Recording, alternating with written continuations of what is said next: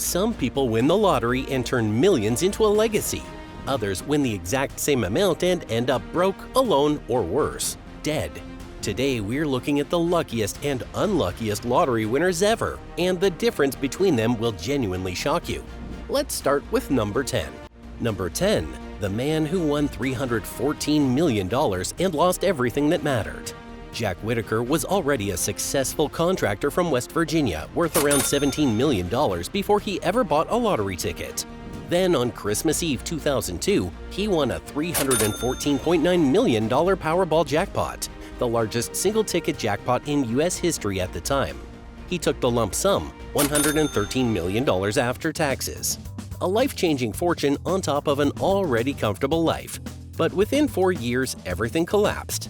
His granddaughter Brandy, whom he adored and spoiled with a $2,000 weekly allowance, was found dead in December 2004 at just 17 years old, wrapped in a plastic sheet and dumped behind an abandoned van along a country road near Scott Depot, West Virginia. His daughter Ginger died the following year. Whittaker himself was robbed twice. Thieves took $545,000 in cash from his car on one occasion. He faced over 460 lawsuits. His bank accounts were drained. By the end, he said he wished he had torn up the ticket. The money didn't ruin Jack Whittaker, but it accelerated every crack that was already there, until there was nothing left to hold together. Number 9 is the opposite story entirely. Number 9. The couple who turned $11 million into a legacy. In July 2010, Violet and Alan Large from Lower Truro, Nova Scotia won $11.2 million in the Lotto 649. Alan was 75, Violet was 78 and undergoing treatment for cancer at the time. Most people would have spent the money on themselves, and no one would have blamed them. Instead, they gave away 98% of it, roughly $10.6 million. Every dollar went to hospitals, fire departments, churches, the Red Cross, the Alzheimer's Society, and local community organizations. They kept just enough to live comfortably and cover Violet's medical bills. When asked why, Alan said simply, "The money was just causing us stress." Violet passed away in 2011. Alan continued living quietly in their small Nova Scotia home. No lawsuits, no robberies, no family feuds. Just two people who decided that $11.2 million was better used helping others than sitting in a bank account collecting dust. They are consistently ranked among the most admired lottery winners in history, not because of what they won, but because of what they chose to do with it. Up next, someone who had no such clarity. Number 8. The winner who was betrayed by someone he trusted completely. Abraham Shakespeare from Lakeland, Florida won $30 million in the Florida lottery in November 2006. He took the lump sum, $17 million after taxes. Abraham had worked as a truck driver's assistant before the win. He was generous to a fault, giving money freely to friends, family, and strangers. People loved him for it, or so he thought. A woman named Doris D.D. Moore inserted herself into his life in 2009, claiming she wanted to write a book about how people took advantage of him. She convinced him to sign over his assets and financial control to her. Then Abraham Shakespeare disappeared. In January 2010, his body was found buried under a concrete slab in the backyard of a property in Plant City that Moore had purchased. He had been shot twice in the chest. He was 42 years old. Moore was convicted of first-degree murder in December 2012 and sentenced to life in prison without parole. Abraham Shakespeare won $30 million and was dead within 3 years. His generosity, the very best thing about him, was the thing that made him a target. Number 7 is a story of luck that actually held. 3 stories in and the pattern is already clear. Winning the lottery doesn't guarantee anything, but some people somehow get it exactly right. Number 7 proves that. Number 7. The 23-year-old cowboy who quietly built an empire. Neil Wanless was a 23-year-old from a struggling ranch family in South Dakota when he won a $232.1 million Powerball jackpot in May 2009. His family had been so broke that they had a mobile home repossessed and owed back taxes in one of the poorest counties in the nation. He bought the winning ticket in the town of Winner, South Dakota, while picking up livestock feed. He took the lump sum, approximately $118 million before taxes, netting around $88 million after.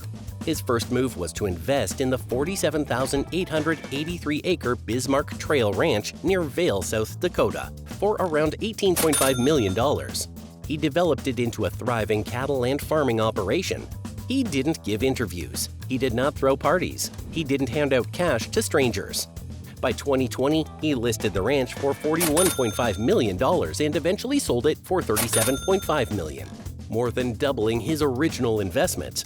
He has remained completely out of the public eye ever since. Sometimes the smartest thing a lottery winner can do is absolutely nothing flashy. Number 6 did the opposite of nothing flashy. Number 6, the $31 million winner who died with nothing. Billy Bob Harrell Jr. won $31 million in the Texas lottery in June 1997. He was a Home Depot employee from Kingwood, Texas, who had been struggling financially and praying for a breakthrough.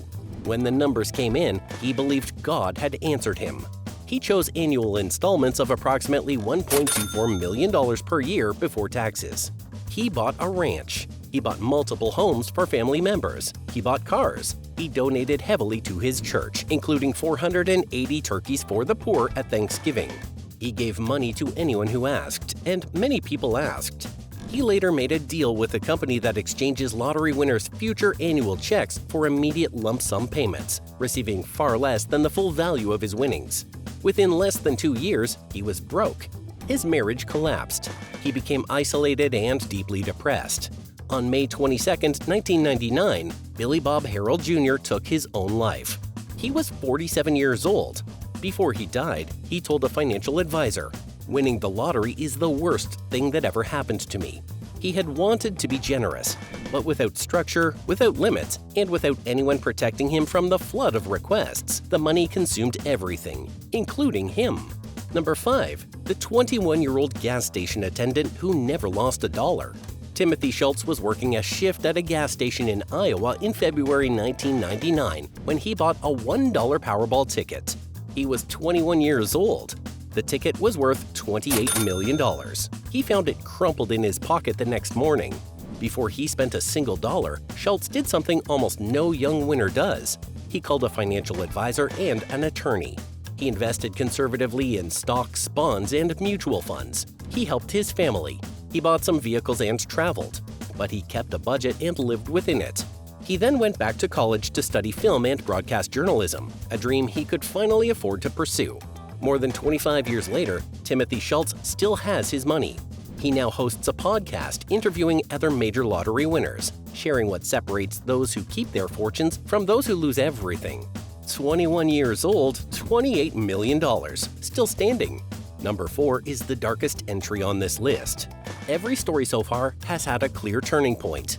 One decision, one person, one moment that changed everything. Number 4 has all three, and none of them end well. Number 4, the $20 million winner killed by the family he supported. Jeffrey Dampier won $20 million in the Illinois lottery in 1996. He moved to Florida, started a popcorn business called Cassie's Popcorn, and was known for being extraordinarily generous, giving money, cars, and gifts to family members regularly. His sister-in-law Victoria Jackson and her boyfriend Nathaniel Jackson were among those he helped repeatedly. In July 2005, Victoria lured Jeffrey to her apartment in Tampa under the pretense of a visit. Once inside, Nathaniel held him at gunpoint. They tied his hands with shoelaces, forced him into his van, and drove to a dead-end road in Seffner, Hillsborough County. Victoria shot him once in the head. His body was found 3 days later inside the van. Both were convicted of first-degree murder in 2006. Victoria Jackson was sentenced to life in prison. Nathaniel Jackson received 3 consecutive life sentences. Jeffrey Dampier had given his family everything they asked for. The people he trusted most with his generosity decided it still wasn't enough and took the only thing left he had. He was found at 40 years old, gone because of the very people he had lifted up. Number 3, the gym manager who turned $85 million into a mission. Brad Duke was a 34-year-old gym manager from Star, Idaho, when he won a $220.3 million Powerball jackpot on May 28, 2005. He found out 2 days after the draw on his way to work. He taught his spin class that morning anyway, just to stay grounded. His first move was to assemble a team: a financial planner, a tax attorney, an accountant, and a small group of trusted advisors. He took the lump sum, approximately $85 million after taxes. His stated goal was not to spend the money. It was to turn $85 million into $1 billion through disciplined investment. He invested in real estate, oil and gas, and local businesses. He gave $1 million to his family up front and set clear boundaries after that. He also founded the Duke Family Foundation in 2006, donating $1.3 million to Idaho youth programs, including Big Brothers Big Sisters and Make-A-Wish. Brad Duke has been cited in multiple financial publications as one of the best-managed lottery wins in American history. No tabloid scandals, no lawsuits from relatives, no financial collapse. He treated a jackpot like a business opportunity, and by every measurable standard, it worked. Number 2 is the most preventable tragedy on this entire list. Number 2, the $3 million winner who was broke and facing murder charges in 2 years. Willie Hurt from Michigan won $3.1 million in the Michigan Super Lotto in 1989. Within 2 years, he had spent nearly all of it, largely fueling a destructive personal habit that took over his life completely after the win. He lost custody of his children. His marriage ended. By 1991, he was broke and charged with murder. The money didn't create his problems, but it removed every financial barrier that had previously slowed them down.